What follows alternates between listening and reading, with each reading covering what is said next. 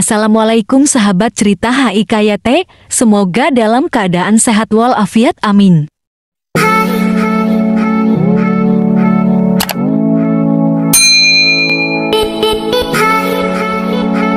Mengapa kisah Firaun dan nasib tragis di penghujung hidupnya dikisahkan dalam Al-Quran? Salah satunya, agar menjadi pelajaran bagi orang-orang yang takut terhadap ancaman, hukuman, dan balasan Allah Subhanahu wa Ta'ala.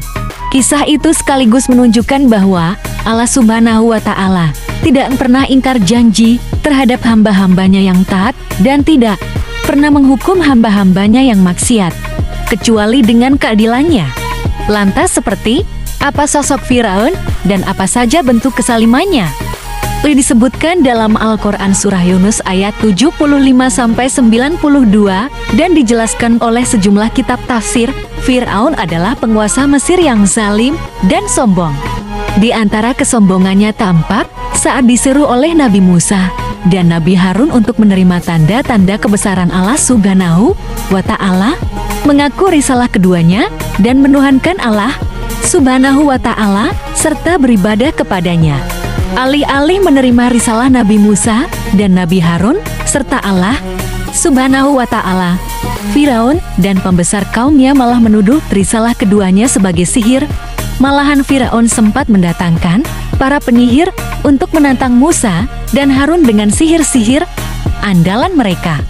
Disebutkan pula, Firaun merupakan penguasa tiran dan sewenang-wenang, sehingga tidak ada yang berani beriman kepada Musa selain turunan kaumnya.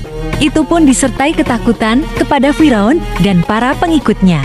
Tidak ada yang beriman kepada Musa selain keturunan dari kaumnya, disertai ketakutan pada Firaun dan para pemuka kaumnya yang akan menyiksa mereka.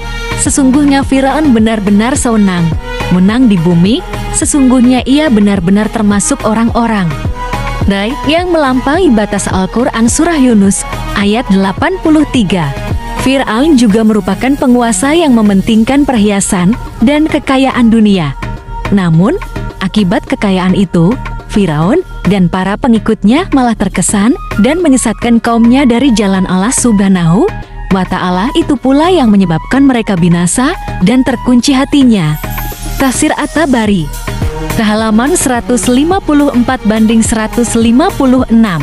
Puncak kesombongan Firaun juga dicatat Al-Quran sebagai penguasa tangan besi dan manusia yang pernah mengaku Tuhan, "Aku adalah Tuhan kalian yang paling tinggi." Surah An-Naziat ayat 24. Itu terjadi karena Firaun tak pernah ditimpa penyakit apapun.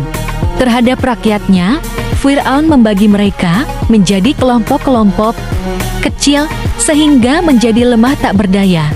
Ia tak sungkan menyiksa siapapun menentang perintah dan keinginannya. Penyiksaan terhadap Siti Asia yang juga istrinya sendiri yang beriman kepada Allah Subhanahu wa Ta'ala dan ingkar terhadap kekuasaannya adalah salah satu bukti perilaku kejam Firaun. Kian tak terkira manakala mendapat ramalan bahwa akan ada ramalan anak laki-laki yang lahir dan akan menjadi penyebab kehancuran Raja Mesir di tangannya.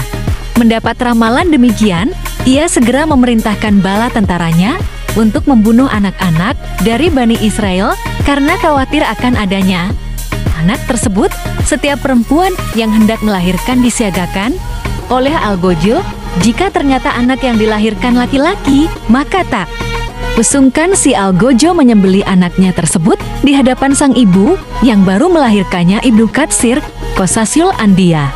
Ternyata anak yang dikhawatirkan itu tak lain adalah Musa yang diselamatkan oleh Allah Subhanahu wa Ta'ala dengan cara mengilhami ibunya untuk memasukkan bayi Musa tersebut ke dalam tabut kotak dan melemparkannya ke Sungai Nil hingga akhirnya bayi Musa ditemukan oleh istri Firaun sendiri dan dibesarkan di lingkungan istana istimewanya. Berkat skenario Allah Subhanahu wa Ta'ala, ibu Musa kembali bisa menyusuinya. Kami mengilhami ibu Musa, susilah dia Musa, jika engkau khawatir atas keselamatannya, hanyutkanlah dia ke Sungai Nil dalam sebuah peti yang mengapung. Janganlah engkau takut dan janganlah pula bersedih, sesungguhnya kami pasti mengembalikannya kepadamu dan Itu menjadikannya sebagai seorang Rasul Al-Qasas ayat 7.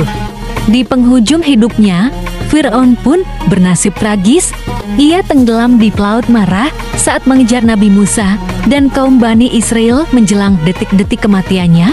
Ia berserah diri dan mengakui Tuhan yang diimani oleh Bani Israel. Aku percaya bahwa tidak ada Tuhan yang berkuasa dan berhak disembah selain Tuhan yang dipercayai oleh Bani Israel, dan aku termasuk orang-orang Muslim yang berserah diri kepadanya. Surah Yunus ayat 90. Bahkan, dalam hadis riwayat At-Tirmizi dari Ibnu Abbas, dikisahkan bahwa Fir'aun nyaris saja mengucapkan kalimat tauhid la ilaha illallah. Namun karena kekesalannya, malaikat Jibril segera menjejali mulut Fir'aun dengan lumpur laut, sehingga ia gagal beriman dan mengakui di ketuhanan Allah Subhanahu wa Ta'ala. Demikianlah sekolah kisah Fir'aun, kekejaman, dan nasib tragis yang dialaminya bersama bala tentaranya.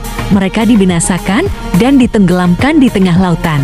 Kemudian, Allah Subhanahu wa Ta'ala berkehendak menyelamatkan jasadnya sebagai pelajaran bagi orang-orang yang datang setelahnya. Hingga kini jasad Fir'aun dimumifikasi dan masih tersimpan di museum Kairo, Mesir. Menurut para ahli, Fir'aun ini merupakan Fir'aun Amenhotep I yang umurnya mencapai 3.500 tahun.